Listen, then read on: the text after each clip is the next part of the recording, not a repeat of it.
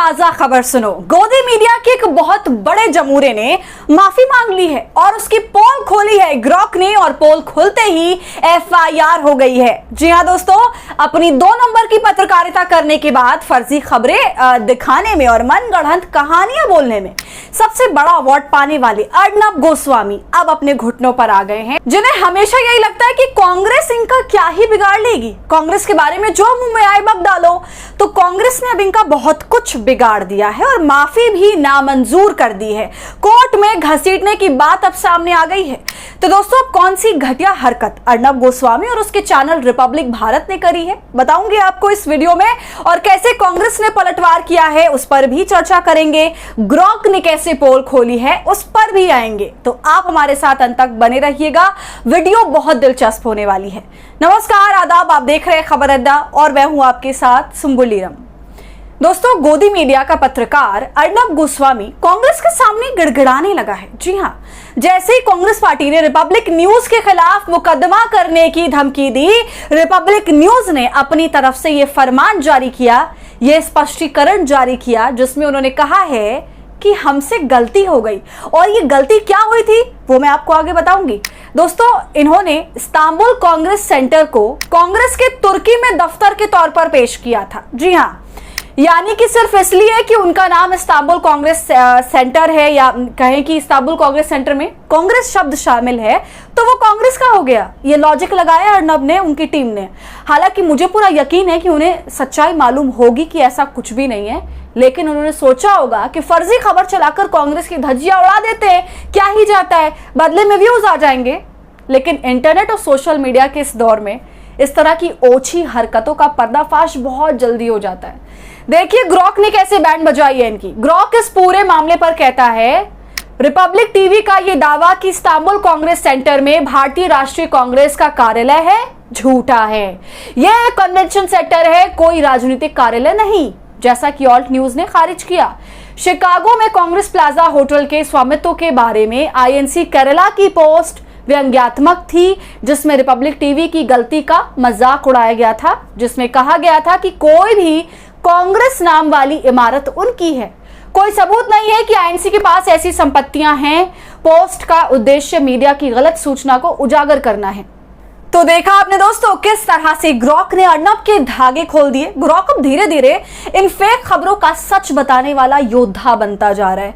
जाहिर सी बात है, इन जाहिलों का बस चले तो ये किसी भी चीज को कुछ का कुछ करके बता देते हैं। दोस्तों, अब मैं आपको बताना चाहती हूँ कि इस मामले पर कर्नाटक में एफआईआर हो गई है। जी हाँ, और जैसे ही कानूनी तलवार अर्नब और उसके चैनल पर लटकी, वैसे इस हिपोक्रेट ने माफी मांग ली। मगर कांग्रेस कह रही है कि चुप रहो कायरो, तुम्हें हम अदालत में ठीक करेंगे। रिपब्लिक न्यूज ने अपनी तरफ से एक लंबा चौड़ा बयान जारी किया है, जिसका निचोड़ ये है कि हमसे गलती हो गई और हमने तुर्की की एक बिल्डिंग को कांग्रेस के दफ्तर के तौर पर पेश किया।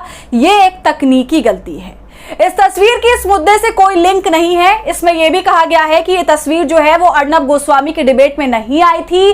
बाद में जब इस कार्यक्रम को डिजिटल में अपलोड किया गया या फिर सोशल मीडिया में दिखाया गया, तब इस तस्वीर का इस्तेमाल किया गया था।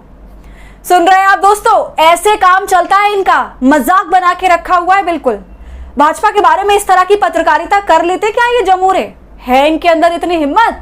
नहीं है। ये सिर्फ कांग्रेस पर पत्थर मार सकते हैं।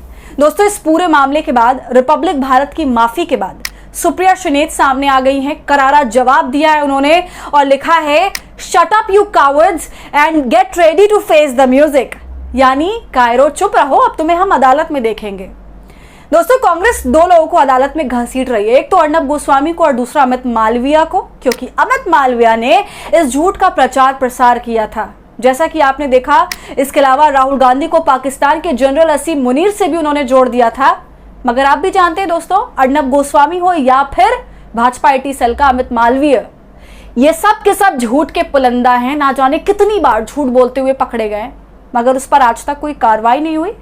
जी हाँ, कायदे से अमित मालवीय को तो अब तक जेल में होना चाहिए था, लेकिन ये सब कहां संभव होता है हमारे देश में, जबकि इस शख्स ने इतनी घटिया काम किए हैं। अगर आपको याद हो तो ये वही है जिसने हाथरस पीड़िता की तस्वीर को सार्वजनिक किया था, वायरल किया था, उसकी तस्वीर को सार्वजनिक कर दिया था, जबकि इस तरह के मामले में विक्टिम की तस्वीर को और ना ही उसके नाम को बिल्कुल भी सामने नहीं लाया जाता है। मगर जाहिलियत की आप हद देख लीजिए कि ये नेता ये सब कुछ करने से भी बाज नहीं आए। दोस्तों, अब जिस तरह से ये मामला आगे बढ़ा है, फेक रिपोर्टिंग करने की जो हद पार करी अर्नब गोस्वामी ने, उसका भारी भरकम खामियाजा इस बार भुगतना होगा इनको, क्योंकि कांग्रेस सिर्फ माफी से इस बार छोड़ने वाली नहीं है। कांग्रेस अब भाजपा से लेकर गोदी मीडिया तक की बैंड बजाने वाली है। तो आपका इस पूरे मामले पर क्या कहना है? जिस तरह से अर्नब को कांग्रेस ने औकात दिखाई है, कांग्रेस ने करारा प्रहार बोल दिया है और साफ कहा है कि जो पॉलिटिकल पार्टी और जिसके पूर्वज अंग्रेजों के जूते चाटते थे, वो हमें राष्ट्रभक्ति पर आईना ना दिखाए। तो उस पर आपकी क्या राय है, हमें कमेंट कर जरूर बताएं। वीडियो पसंद आई हो तो इसे लाइक करें, ज्यादा से ज्यादा शेयर करें और खबर अड्डा को यूट्यूब पर सब्सक्राइब कर लें।